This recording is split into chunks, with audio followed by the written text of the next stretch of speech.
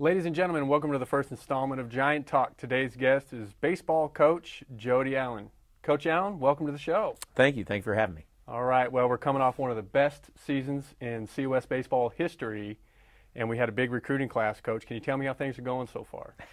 Well, it was a great year, and we really appreciate the community support. The guys played well at the right time. Obviously last year's over. Looking forward to this year. We do feel good about our recruiting class. Got a lot of local guys. We feel like we're going to be real young in the pitching area, but we feel like we have two or three guys that are really going to be able to step in, and I don't know if they can fill those shoes, but certainly help out right away. And position-wise, I think we have some returning guys that should help us, and not a ton of them, but I think what we have is quality. So we're excited about the year. All right. Well, we have the returning MVP of the league, Dylan Kelly, behind the plate for us. How's his off-season going? I've been very impressed with Dylan, his off-season work. Coming out of high school, a lot of the guys are real young and they just don't know what to expect. And Dylan, I think, although a very good player, wasn't ready for the rigors of the work and the weight room and all that. And this year has been totally opposite. He stepped right in. He got after it pretty good in the summer. And he's a big kid that has a lot of room to fill out. He's got that, pro type of body. And he's got in the weight room, done a real good job. He's going to do excellent for us behind the plate, leading the pitching staff, which is going to be pretty young. So it's really nice to have a guy like that will take over and run with it. So I think he's going to do just an outstanding job. Hard to duplicate those numbers and what he did, and so we're going to have to be very careful just to say, hey, go out in a new year, just go play. Don't have these expectations of him being MVP again. All right. Well, last year we lost a couple of starters in the middle infield, and Nick Stoll at shortstop and Ross Feely at second base. But when I looked at your roster, we still have a couple guys with the last name Stoll and Feely. Can you elaborate on that a little bit for me? Well, we've started this tradition of brothers and fathers and sons. It's really one of those really interesting years for me. I have Andrew Stoll, who is a freshman recruit out of Fresno High School, and he's Nick Stoll's little brother, but he's a lot bigger than Nick, so we don't really call him Little Stoll anymore. But he's an outfielder pitcher, a very good athlete, very raw, and I think he's going to be exciting to watch.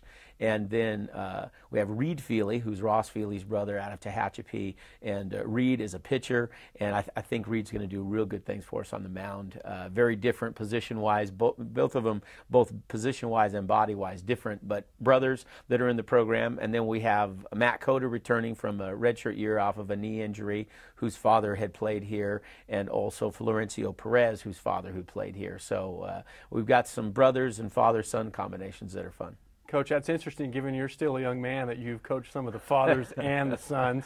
Well, I wouldn't say that I'm that young of a man. And I want to go on record as I did not coach Coda's father.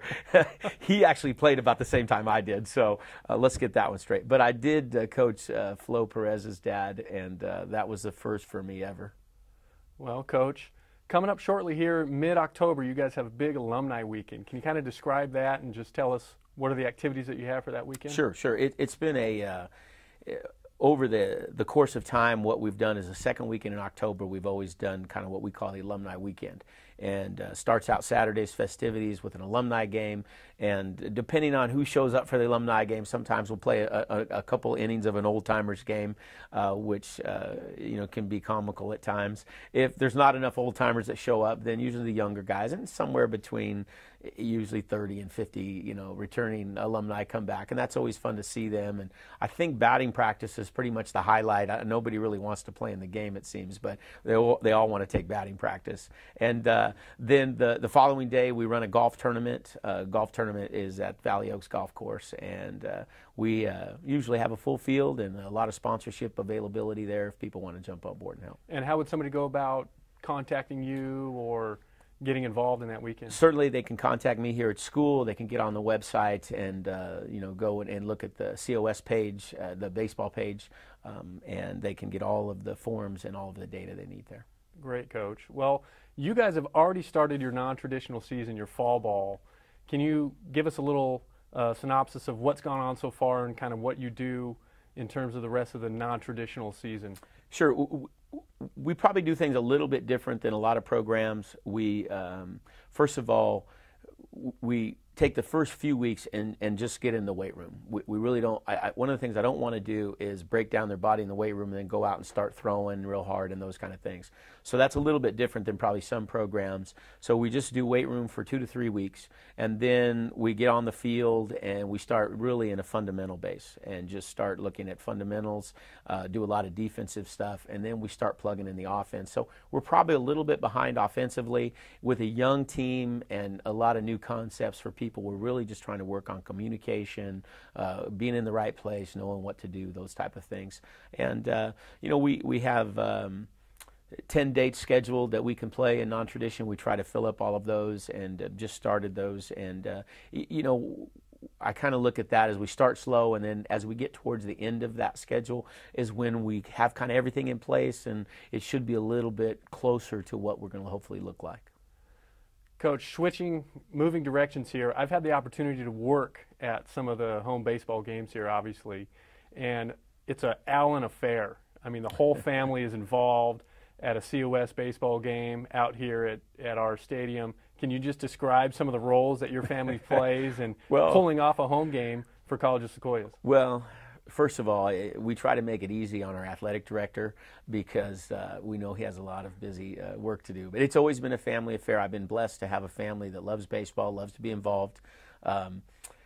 My wife has always ran the concession stand. My children have done anything from take tickets at the front gate, sing the national anthem, announce the game, to work the concession stand. My mother, who is in her 70s, has a retired teacher that has been my scorekeeper ever since the day she retired. And so we can pretty much put a game together, including singing the national anthem, without a problem. Coach, I did not know that you had some musical talent in your family. I'll have to take you up on that. Oh, all the girls sing. Actually, to be honest with you, and I know that being relatively new, in your situation, but I have had a daughter sing opening day for the national anthem for me for the last 21 years. Wow, Coach, that's pretty special. It is. Well, ladies and gentlemen, I want to thank you for this installment of Giant Talk. And Coach Allen, thank you for being our guest today. Really appreciate it. And the family affair out there at College of Sequoias Baseball and Coach Allen. Thank you, and tune in next time. Very good. Excellent. All right. It's just under the 8-minute goal we had, but that was good. All right. Yeah. I was out of questions. Some of the stuff I can't ask them. Yeah. I can't ask them on air. Why? Well, it's covert. It's covert athletic information. Certain things we have to be covert about. Yeah.